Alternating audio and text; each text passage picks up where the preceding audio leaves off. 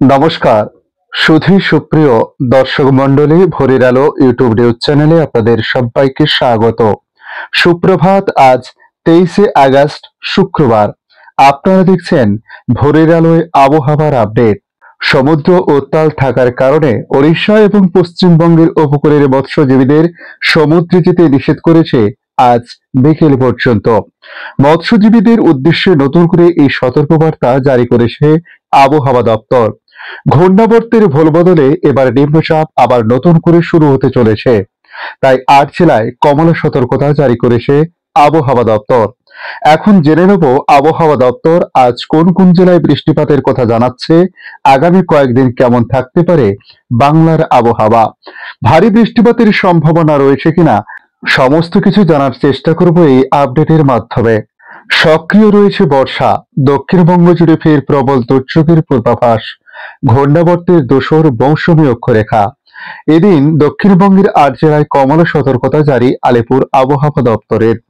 উপকূল ও পশ্চিমের 8 জেলায় অতি ভারী বৃষ্টির সতর্কতা থাকছে। আজ কলকাতা সহ 4 জেলায় ভারী বৃষ্টির পূর্বাভাস। আগামী মঙ্গলবার পর্যন্ত দক্ষিণবঙ্গে ভারী বৃষ্টির ইঙ্গিত আবহাওয়া দপ্তরের। বহু এলাকায় নতুন করে জলমগ্ন হতে পারে, বিক্ষিপ্ত ভারী বৃষ্টির আশঙ্কা থাকছে উত্তরবঙ্গেও। এরই মধ্যে আবার নতুন করে ঘূর্ণাবর্ত তৈরি হয়েছে উত্তর পশ্চিম বঙ্গোপসাগরে, যা আগামী সোমবারের মধ্যে এটি নিম্নচাপে পরিণত হতে পারে, যে কারণে দক্ষিণ 24 পরগনা, পূর্ব মেদিনীপুর, পশ্চিম মেদিনীপুর, ঝাড়গ্রাম, পুরুলিয়া, বাঁকুড়া, পশ্চিম বর্ধমান, বীরভূমে ভারী বৃষ্টির পূর্বাভাস থাকছে। কলকাতা, হুগলি, পূর্ব বর্ধমান, নদিয়া।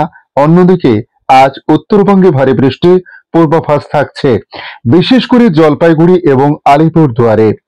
এদিকে আগামীকাল শনিবার দক্ষিণবঙ্গে ভারী বৃষ্টির পূর্বাভাস থাকছে, বিশেষ করে উত্তর ও দক্ষিণ 24 পরগনা, পুরুলিয়া, পূর্ব পশ্চিম বর্ধমান, বীরভূম, মুর্শিদাবাদ, নদিয়া এবং উত্তরে আগামীকাল ভারী বৃষ্টির পূর্বাভাস থাকছে জলপাইগুড়ি, আলিপুরদুয়ারে। রবিবার দক্ষিণে ভারী বৃষ্টির পূর্বাভাস পশ্চিম বর্ধমান, বাঁকুড়া, পুরুলিয়া, ঝাড়গ্রাম, পূর্ব পশ্চিম মেদিনীপুর, দক্ষিণ 24 পরগনায়। উত্তরে ভারী বৃষ্টি রবিবার হতে পারে, যা দার্জিলিং, জলপাইগুড়ি, আলিপুরদুয়ার এবং কালিম্পং এর কথা জানিয়েছে আবহাওয়া দপ্তর। গত 24 ঘন্টায় দক্ষিণবঙ্গে প্রবল বর্ষণ হয়েছে বেশ কয়েকটি জেলাতে। কাক ভেজা হয়েছে কলকাতাও। শুধু পানাগড়ে বৃষ্টি হয়েছে 188 মিলিমিটার, বর্ধমানে 112 মিলিমিটার, সাগরদ্বীপে 106 মিলিমিটার, বহরমপুরে 102 মিলিমিটার, ক্যানিংয়ে 80 মিলিমিটার, বাঁকুড়ায় 76 মিলিমিটার এবং আসানসোলে 68 মিলিমিটার বৃষ্টিপাত হয়েছে। সমুদ্র উত্তাল থাকার কারণে ওড়িশা এবং পশ্চিমবঙ্গের উপকূলের মৎস্যজীবীদের সমুদ্রে যেতে নিষেধ করেছে আবহাওয়া দপ্তর। আজ 23শে আগস্ট পর্যন্ত মৎস্যজীবীদের উদ্দেশ্যে সতর্কবার্তা থাকছে। আজকের আপডেট এই পর্যন্ত। ধন্যবাদ।